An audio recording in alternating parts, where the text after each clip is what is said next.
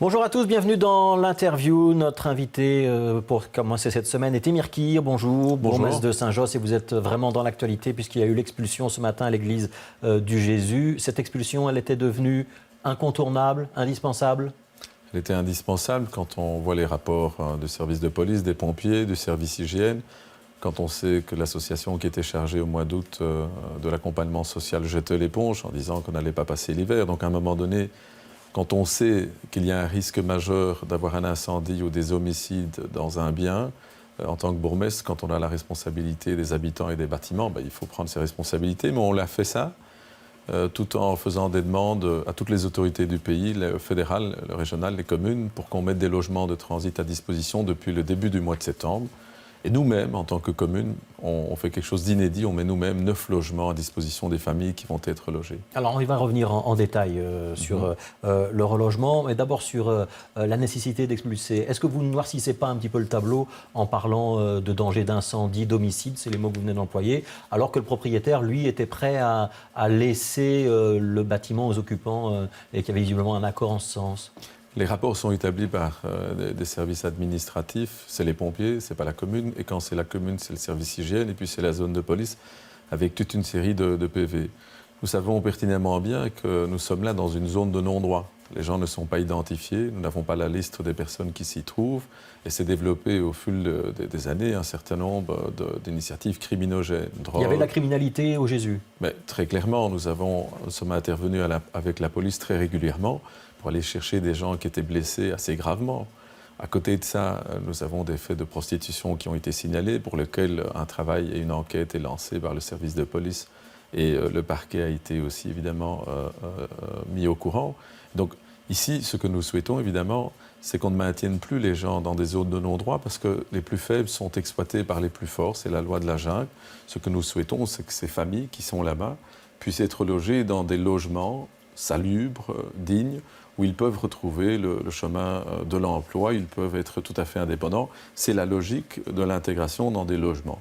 Donc, vous allez mettre une dizaine de logements, c'est ça, à disposition. La région bruxelloise, autant. Il y avait, je crois, 119 personnes ce matin lors de l'intervention de la police. Est-ce qu'on va réussir à reloger ces 119 personnes? Mais ce qui était important, d'abord et avant tout, c'est de prendre possession du bâtiment, d'évacuer. Et l'opération s'est passée dans le calme, avec pratiquement peu d'opposition. Il y en a quelques-uns à l'extérieur qui ont fait beaucoup de bruit.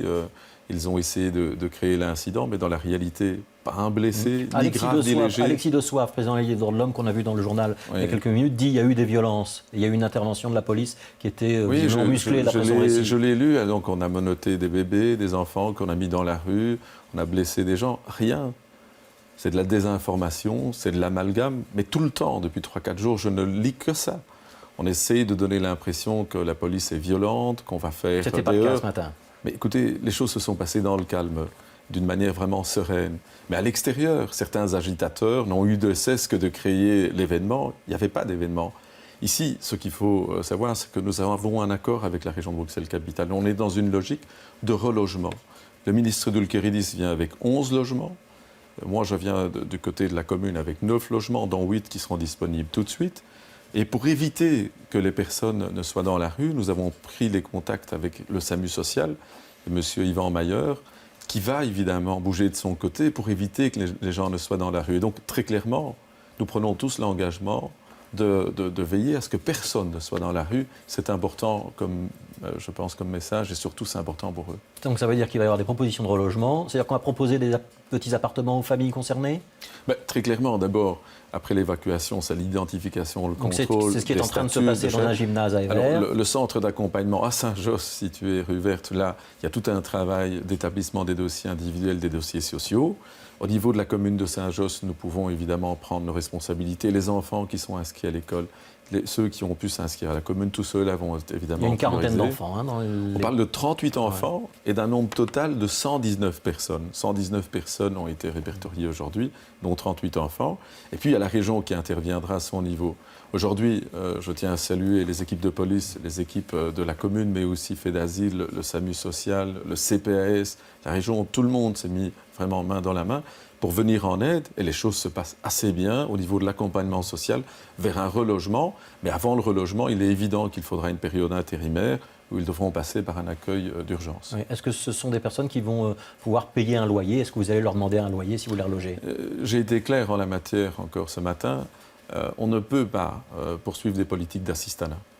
Il faut absolument aider les gens à s'intégrer et arriver à la dignité. La dignité, c'est un statut, c'est un logement et c'est l'insertion socio-professionnelle par le travail. Et donc, il faut les responsabiliser en leur donnant des possibilités d'intégration. Et donc, très clairement, un loyer sera réclamé. Et ceux qui n'auront pas les moyens de payer? Nous allons faire ce travail d'intégration qui n'a pas été fait pendant des années. Nous allons y travailler. Tous ceux qui seront à un moment donné dans ces logements de transit devront montrer leur volonté d'intégration. C'est ça qui permet à un moment donné de vivre dans une société. Et en cas d'échec, ce sera quoi? L'expulsion? Très clairement, si on ne joue pas le jeu de l'intégration, si on n'est pas dans un contrat, où d'un côté, il y a une aide qui est apportée par les pouvoirs publics, de l'autre, des obligations de vouloir atteindre un certain nombre de choses, c'est évident que ce genre d'expérience s'arrêtera. Alors j'ai quelques questions Twitter pour vous. La première, Robin Stevens, pourquoi avoir fait appel à la police dans de telles mesures? Ce déploiement de force était-il bien nécessaire? C'est une excellente question auquel j'ai répondu encore. Pourquoi est-ce qu'il y avait une mobilisation Près de importante? 200 policiers. Hein? Plus de 200 policiers. Mais pourquoi? Mais parce qu'on sait qu'aux étages, il y a eu des barricades qui ont été faites. On sait qu'il y a eu des appels à la violence, des appels à la rébellion. Il fallait un dispositif de police significatif pour faire de la dissuasion et éviter la violence. Aujourd'hui, on peut dire que c'est un succès, puisqu'il n'y a pas eu de violence à l'égard des occupants, il n'y a pas eu de violence des occupants à l'égard de la police, ce qui démontre que cette approche que nous avons eue était fondée. Une question de Thomas Moreau, une solution de logement avant l'expulsion, est-ce que ce n'était pas un meilleur ordre chronologique? Il a raison. On l'a demandé. Je l'ai demandé dès le début du mois de septembre en écrivant au gouvernement fédéral, au gouvernement régional, en demandant au ministre du Logement de mettre des logements à disposition. Nous n'avons pas eu de réponse satisfaisante.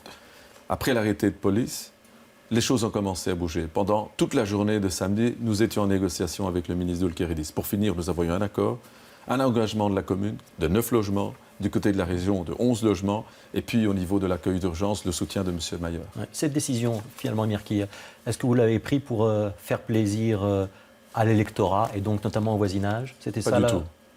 Je l'ai pris parce que je considère qu'être homme de gauche, être progressiste, c'est ne pas permettre l'exploitation des plus faibles par les plus forts, avoir des zones de non-droit. On met des familles qui sont victimes de la violence des autres, c'est insupportable pour un homme de gauche. Et au-delà de tout ça, je souhaite que le projet soit un projet réel d'intégration vers l'émancipation. Et ça se passe comme pour tout le monde, dans un logement qui est situé dans une maison d'habitation, avec la possibilité aux gens de pouvoir s'insérer dans la vie professionnelle. Une dernière question, le bâtiment qui est donc vide maintenant, vidé de ses occupants, il va falloir le sécuriser, il va falloir en faire quelque chose. Il y a un projet d'hôtel, mais on sait que ce n'est pas pour l'immédiat. Qu'est-ce que vous allez en faire? Depuis 1 heure, une société privée a commencé les travaux de sécurisation du bâtiment. Ça veut dire quoi? C'est-à-dire qu'on mure les entrées? On mure les entrées et on prend toutes les mesures pour sécuriser le bâtiment.